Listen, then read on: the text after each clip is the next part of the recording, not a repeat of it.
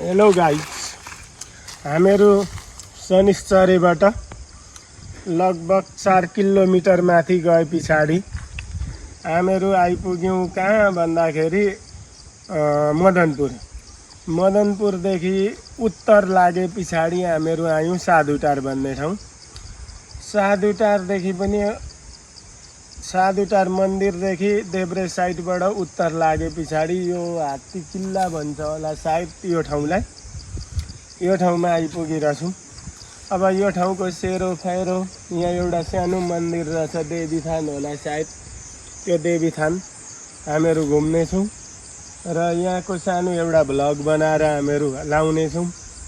माया गरिदिनु होला, सब्सक्राइब गरिदिनु होला भन्दै हामीहरू अब यहाँबाट अगाडि बढ्दैछौँ।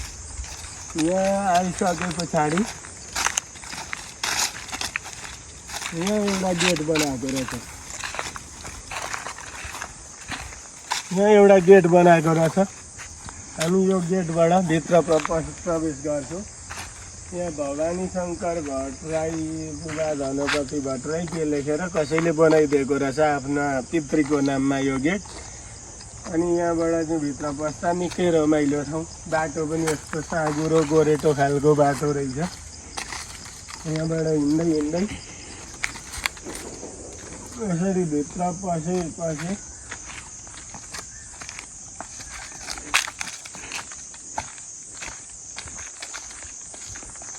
सुनसान छ, डर जङ्गल। यहाँबाट भित्र पस्यौँ हामीहरू।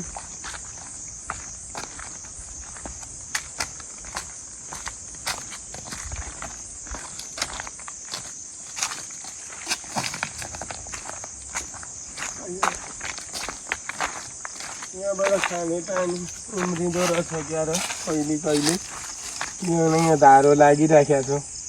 यो पाइपमा कसैले पानी लगेर खाँदै थियो होला, मुहान सुकेछ। सायद यहाँ माथि कतै पानी उम्रिन्छ होला अझै पनि। पानी पिउने ठाउँ रहेछ क्या र।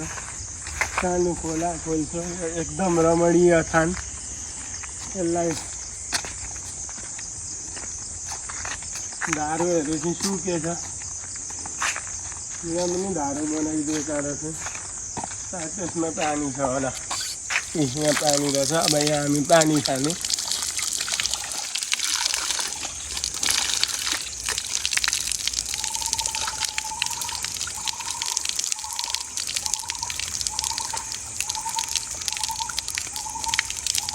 मिठो पानी गाई।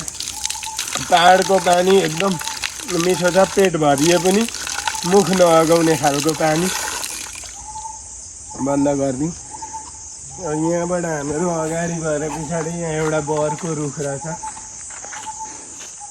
सायद यहाँ कुनै देवी देउताको पूजा गरिँदो रहेछ क्या र। कसैले यहाँ ल्याएर यसरी चढाइदिँदा रहेछन् सामानहरू। यसरी चढाएर यस्तो मन्दिर रहेछ। यहाँबाट केही अगाडि देवी थान छ।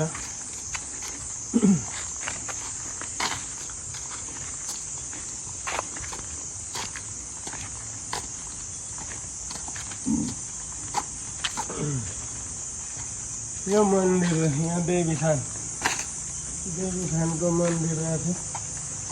यहाँ सायद कोही बस्थ्यो होला, अहिले चाहिँ कोही बस्दो पनि रहेन रहेछ क्या र।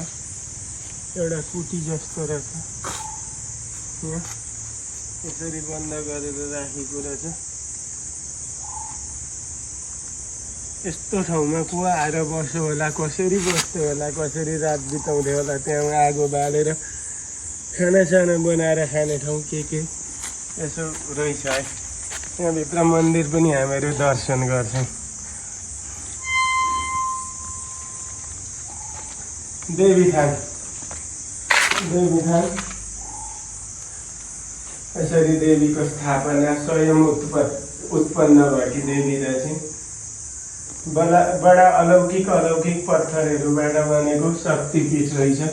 दर्शन गर्नु होला। देखा त्यहाँ पर मूर्तिको बनावटहरू हेर्नु। यस्तो अलौकिक बनावट भएका मूर्ति पत्थरबाट स्वयं प्रकाशित, कसैले खोपेर छिनो लगाएर बनाएको होइन, आफै बनेको। यस्तो शक्तिपीठमा हामीहरू घुम्दै घुम्दै आज आइपुग्यौँ। आइपुगे पछाडि देखाउन मन लाग्यो यहाँ यस्तो खालको शक्तिपीठ रहेछ होइन। यहाँबाट हामीहरू यतापट्टि डाँडो छ, यो डाँडामा जाने प्रयास गर्छौँ। जाने सायद बाटो कतै होला। यो डाँडामा गएर यहाँबाट देखिने भ्यू कस्तो भ्यू देखिन्छ, कतिको रमाइलो ठाउँ छ। एकदम रमाइलो ठाउँ रहेछ भने कुनै दिन फेरि यहाँ आएर चाहिँ नि एक दिन बसेरै यहाँको चाहिँ नि अवलोकन गराउनेछौँ अर्को कुनै भिडियोमा। अहिले चाहिँ संक्षिप्त रूपमा साधारण के छ भन्ने कुरो। यहाँबाट बाटो रहेछ, बाटो चाहिँ अप्ठ्यारो रहेछ। अर्थ जेसुकै भए पनि सायद यो खोला कुनै दिन बग्थ्यो होला होइन, अहिले सुको होला। तर खोलाको मुहान चाहिँ यता माथिबाट एकातिरबाट पनि पानी आउँदो रहेछ। यतातिर चट्टानले बनेको यस्तो ठाउँ, बडा रमाइलो ठाउँ। हामीहरू यता पनि अलिकति अगाडि बढेर हामीहरू दर्शन गरौँ, देखाउँछौँ हजुरहरूलाई। यस्तो ठाउँ रहेछ। बाटो अप्ठ्यारो छ, ढुङ्गा घारी बाटो। पाहाडमा हुर्किएको जन्मिएको मान्छे चाहिँ यस्तो बाटो हिँड्न सजिलै हुन्छ। अनि यहाँ उँधो कोलाहरू पनि रहेछन्, कोला फल्दा हुन्, कसले खान्छ, बाँदरहरूले खाँदा हुन्, बाँदरहरू पनि प्रशस्ति पाइँदो रहेछ। यो चाहिँ थाक्कल हो गाइस, यहाँ पानी उम्रिँदो रहेछ। यहाँबाट पानी अलिअलि खोलामा पानी बग्दै गरेको हामी देख्न सक्छौँ। यताबाट पानी आउँदो रहेछ, सायद यही पानी होला। उँधोको मान्छे तलसम्मको मान्छेहरूले पिउने पानी यही हुनुपर्छ। यहाँ माथितिरबाट पाइप पनि लगेको थियो, उम्रिँदै गरेको च्याउ यहाँ माथि यहीँबाट उम्रेको हो र, उभैबाट आएको होला। यहाँ यहाँबाट उम्रिया रहेछ, यहाँभित्रबाट यत्रो चट्टानको बिचबाट पानी त्यसरी त्यहाँबाट उम्रिँदो रहेछ। पानी कसरी उम्रिन्छ भन्ने कुरो चाहिँ यो भिडियोले यहाँबाट हामीहरू देखायौँ। अब हामीहरू यहाँबाट थोरै अगाडि बढ्छौँ। यहाँ एउटा नयाँ चिज देखियो, त्यो नयाँ चिज पनि तपाईँहरूलाई देखाइहाल्नु। देखेको बेला साथीमा थाक्कल हुनुपर्छ।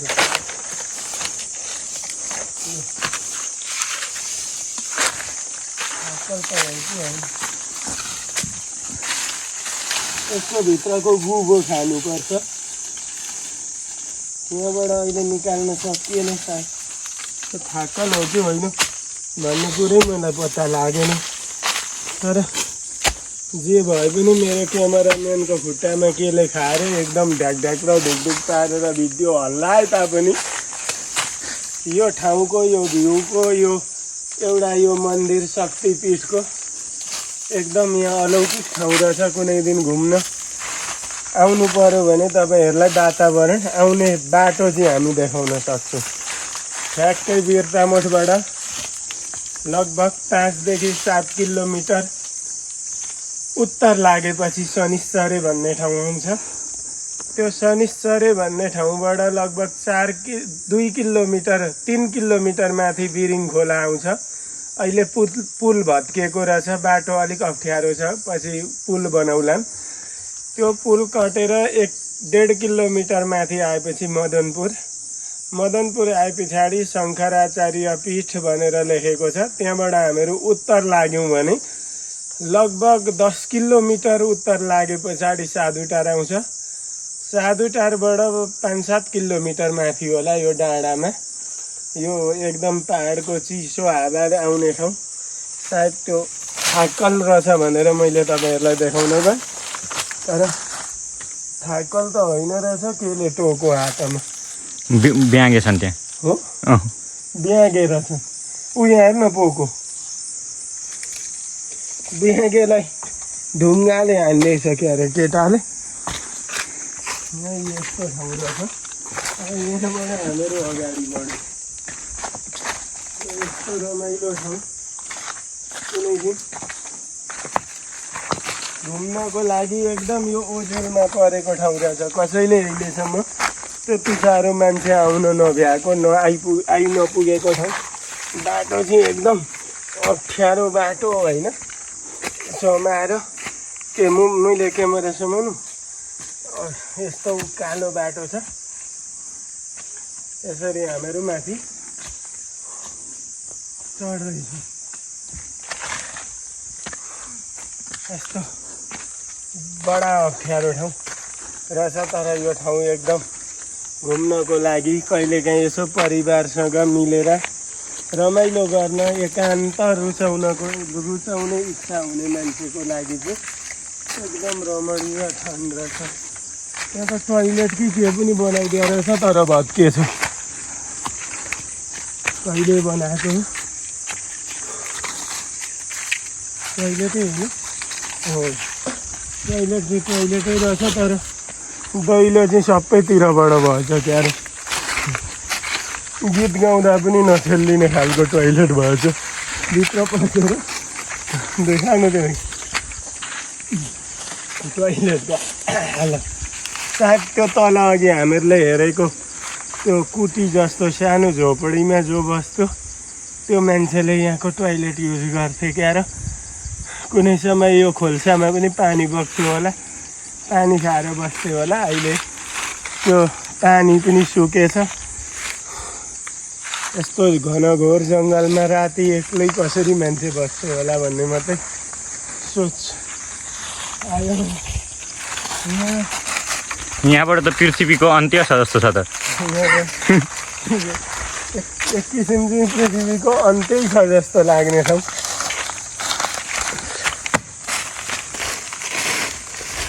यो ठाउँलाई पनि पहिले विकास गरेर यहाँनिर कुनै पार्क बनाउनु भने घुम्नको लागि एकदम रमणीय स्थान हुने रहेछ। किनकि अझै तपाईँहरूलाई यहाँको भ्यू म देखाउन गइराखेको छु। यहाँ आउनु अब यो डाँडाबाट अब हेर्ने भ्यू भनेको यताको। ल हेर्नु कति मजाको ठाउँ छ सर। यो भनेको बिरिङ खोलाको सायद यता माथि कहाँ उद्गम स्थल त अझै निकै माथि होला। तर बिरिङ खोलाले झापा बगायो अरे भनेर सुनिन्छ। यो बिरिङ खोलो चाहिँ यहाँ माथि चाहिँ सानो हुँदै उँभो त निकै सानो छ। अझै परको डाँडाबाट हामी उँभो पनि देखाउँछौँ। यति राम्रो भ्यू छ। तर भ्यूमा जति राम्रो भ्यू छ त्यति डरलाग्दो भिड पनि छ। यहाँबाट तल त हेर्न पनि काली लाग्ने ठाउँ रहेछ। यस्तो डरलाग्दो ठाउँमा हामी आइरहेछौँ। यो यस्तो अलौकिक ठाउँमा यो यसरी खाल्डो चाहिँ कसरी पर्यो भन्ने कुरो आयो। यहाँ आएर पनि यस्तो फोहोर गर्ने मान्छेलाई चाहिँ के भन्नुहुन्छ काका? मान्छे त आउँदा रहेछन्। किनभने यो बोतलहरू त्यत्तिकै आएनन्, यो फोहोरहरू त्यत्तिकै आएन होइन। यो यता हेर्दाखेरि यति रमाइलो ठाउँ, यति मनमोहक दृश्य अवलोकन गर्ने ठाउँ। यता घनघोर जङ्गल, यस्तो जङ्गल छ। हामीहरू त्यो बाटो उपर देखेको सानो बाटोबाट गोरेटो हुँदै यता आएको। यस्तो रमाइलो ठाउँ कुनै दिन कसैको यहाँ नजर पर्यो भने कुनै पार्क सार्क बनाउँदाखेरि एकदम चाहिने पर्यटकीय स्थल जस्तो ठाउँ। अहिले पनि पारिवारिक रूपमा परिवार मिलेर यसो केटाकेटीहरू बच्चा बच्ची लिएर आएर यहाँ वनभोज गर्छौँ, एक दिनभरि बसौँ, खाउँ, रमाइलो गरौँ भन्दाखेरि यहाँनिर केसम्म ल्याउँदा चाहिँ हुने रहेछ भने एउटा भाँडो, एक दुई कार्टन पानी त्यति लिएर अनि पकाउने चिज लिएर आइयो भने दाउराको कमी छैन, पकाउने ठाउँको कमी छैन। यहाँ जहाँ पकाउँदा पनि हुने ठाउँ यस्तो रमाइलो। यहाँबाट पर चाहिँ कस्तो अप्ठ्यारो छ। यहाँबाट उँधो चाहिँ हेरियो भने पनि काली लाग्दो ठाउँ रहेछ गाई। मलाई क्यामेरा सम्हाल्नै डर लागिसक्यो, क्यामेरा हेर्दा हेर्दै खस्छु जस्तो भइसक्यो यहाँ। यस्तो डर लाग्दो ठाउँ रहेछ उँधो। मान्छेले ऊ त्यसरी खेती गर्दा रहेछन् त्यहाँ। त्यो के खेती हो यसो जुम गरेर देखाइदिउँ। यस्तो रमाइलो ठाउँ पर टडक हेरौँ। यहाँबाट बिरिङ खोलो दुईवटा हुँदो रहेछ। सायद मासतिर गएर एउटा हुन्छ क्या र उहाँबाट एउटा यतातिर लाग्यो खोलो, एउटा उतातिर लाग्यो। यसरी दुईतिर लागेर बिरिङ खोलो हिँड्दो रहेछ है यहाँबाट। यो चाहिँ हामीहरूले यहाँ आएर देख्छौँ। यस्तो रमाइलो ठाउँमा हामीहरूले मन्दिरहरू दर्शन गरेको छौँ अघि। भरेसम्ममा हामीहरू यो भिडियो पनि चटचट मिलाएर तपाईँहरू भएको ठाउँमा पोस्ट गर्छौँ। हेरौँ रमाइलो गरेर बसेर।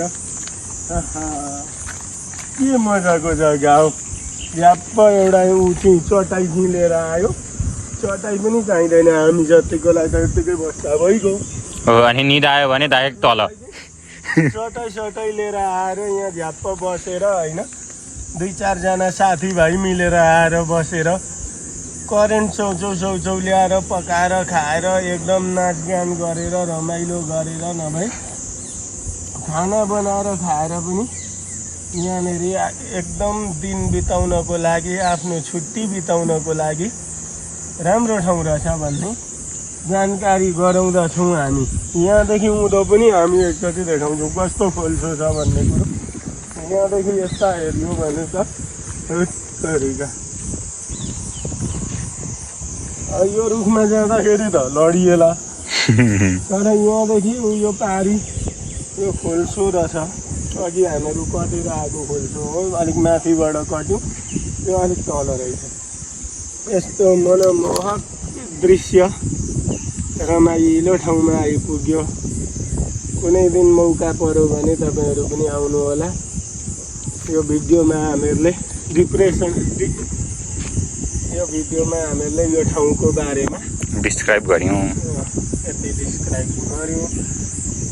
अर्को दिन कुनै दिन हामी यो माथि देखेको पर डाँडो देख्नुभयो होला।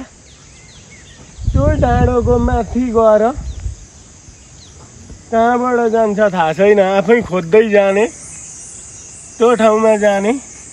त्यतैतिर के बनाउने बरु एउटा खानाहरू बनाउने चिजहरू झोलामा हालेर बोकेर जाने, दिनभरि बस्नु। त्यो डाँडासम्मको भिडियो अर्को बनाएर हामी हाल्नेछौँ। त्यो डाँडाको भिडियो हेर्नु छ भने च्यानललाई सब्सक्राइब गरिदिनु होला, बेल आइकन थिचिदिनु होला।